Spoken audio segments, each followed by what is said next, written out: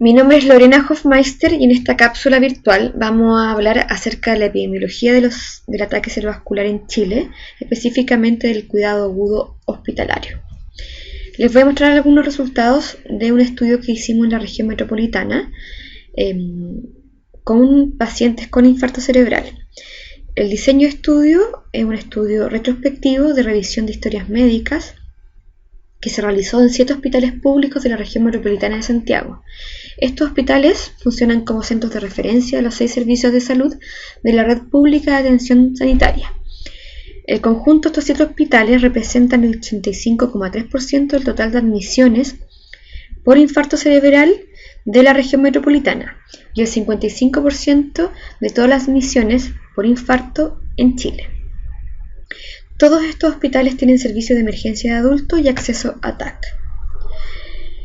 ¿Cuáles son las medidas de desempeño que incluimos? Incluimos la medición de los tiempos, específicamente el tiempo desde el inicio de síntomas hasta la confirmación diagnóstica mediante TAC. Incluimos también la proporción de pacientes que habían sido evaluados acerca de su riesgo de disfagia. Incluimos la proporción de pacientes con evaluación neurológica estandarizada en la admisión, la proporción de pacientes con trombolisis intravenosa e incluimos 2 medidas de resultados que fueron la neumonía intrahospitalaria posterior al infarto y la letalidad a 30 días del evento, es decir, el porcentaje de pacientes que fallecieron en el primer mes después del infarto cerebral.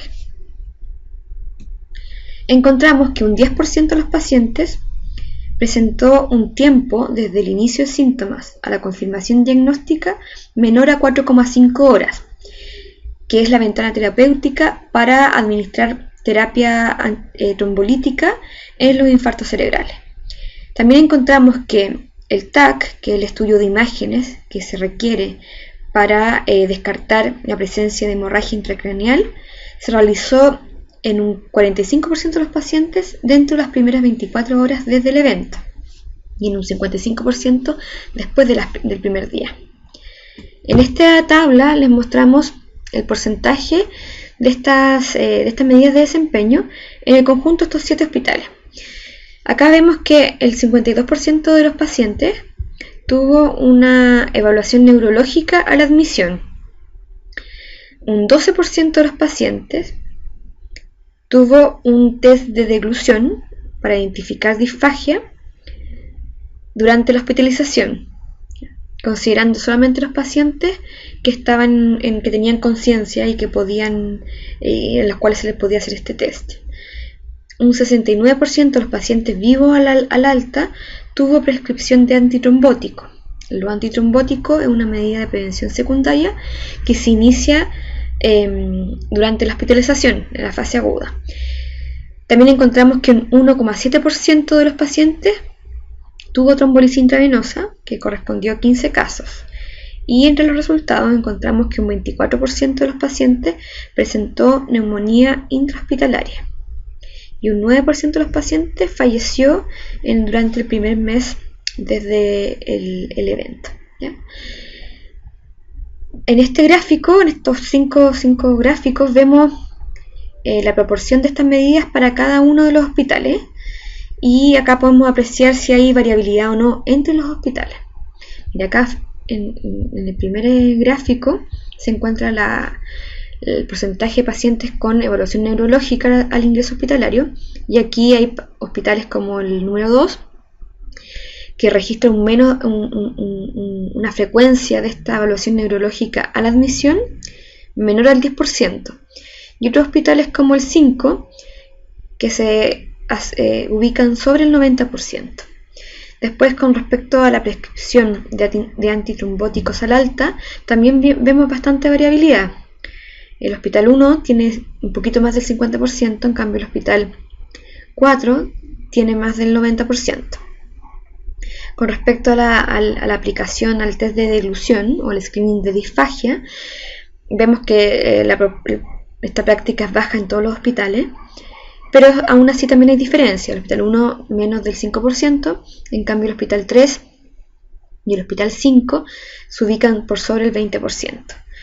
Con respecto a las dos medidas de resultados que incorporamos, la neumonía, que vemos acá en este último, en el gráfico que está aquí, vemos que la neumonía se registra, aparece en algunos hospitales en menos del 20% de los casos y en otros, como el Hospital 3, en más del 40% en promedio.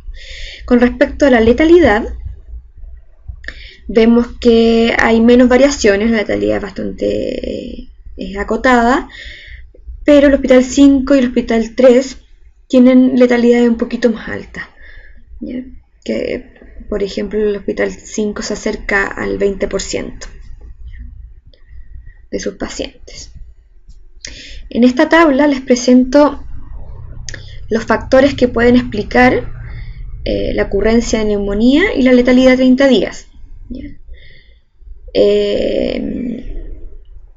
Y vamos a revisar la odds ratio, que es una medida que nos ayuda a entender la relación, el exceso de riesgo que puede tener un grupo o ciertos pacientes de desarrollar algún evento, que sería en este caso la neumonía intrahospitalaria y la letalidad a 30 días.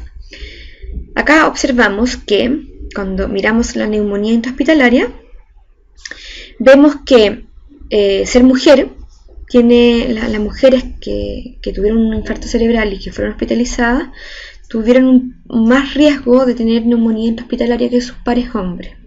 La edad también es un factor de riesgo y la presencia de diabetes también lo es.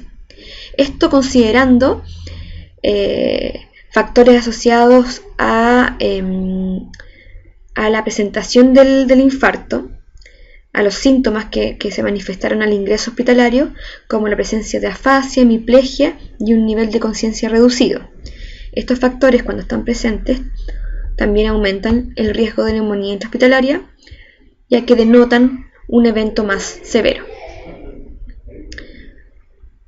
Cuando observamos la letalidad a 30 días, vemos que la neumonía intrahospitalaria es un factor que aumenta la probabilidad de morir a 30 días.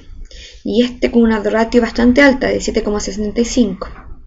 Esto significa que los pacientes que tienen neumonía después de un ACV isquémico tienen 7 veces más probabilidad de fallecer a 30 días que los pacientes que no desarrollan la neumonía, ¿ya? Esto ajustando, considerando ya el efecto de otras variables, como las variables asociadas a cómo se presentaron en el hospital, o sea, si tenían afasia o no, si tenían un nivel de conciencia reducido y si manifestaban dificultades del habla, y la edad, que la edad por sí misma aumenta el riesgo de morir, ¿ya? Ahora, como conclusión para discutir, encontramos en este estudio que había una baja adherencia a medidas de desempeño del cuidado agudo del infarto cerebral y encontramos que había diferencia entre hospitales. Un hecho que nos llama la atención es la baja utilización del test de deglución para identificar disfagia. Solamente lo encontramos en el 12% de los pacientes. En otros países se alcanza el 46%, como en el caso de Cataluña, en una auditoría de fichas clínicas que se hizo en 2012, o en Australia, donde alcanza un 64% de los pacientes. También encontramos que había una baja proporción de pacientes con TAC y confirmación diagnóstica dentro de la ventana terapéutica de la trombolisis. O sea, solamente alrededor del 10% de los pacientes que encontramos tenían un TAC antes de las 4,5 horas. ¿Ya? También encontramos una muy baja utilización de trombolisis intravenosa, solo 15 casos concentrados en 2 hospitales. Si bien esta cifra era muy baja, era 1,7%, cuando observamos la realidad de países vecinos y países de similares condiciones a las de Chile, encontramos que también tienen una utilización baja. Por ejemplo, en Argentina es del 1% y en China es del 1,6%.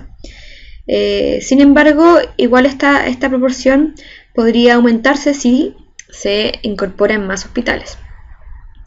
Encontramos también una alta proporción de neumonía intrahospitalaria. Cerca de 1 de cada 4 pacientes hospitalizados con infarto cerebral registraban en su ficha clínica evidencia de neumonía posterior al ingreso hospitalario.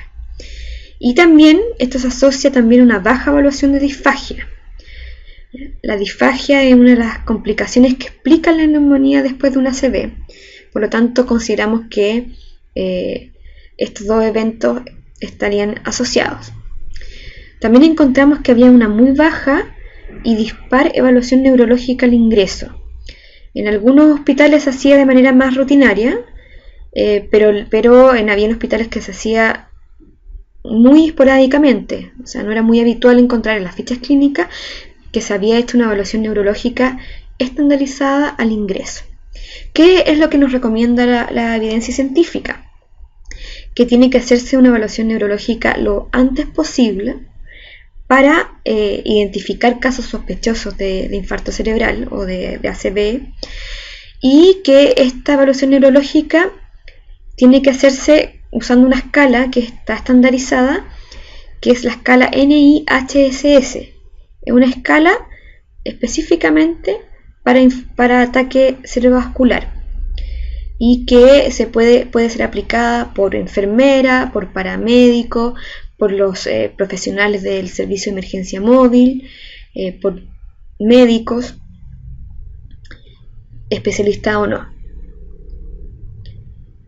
También llama la atención en este estudio que los antitrombóticos al alta, si bien son una medida de prevención secundaria, solamente se prescribía en el 69% de los pacientes. Esa prescripción debiese llegar al 100%. Muchas gracias.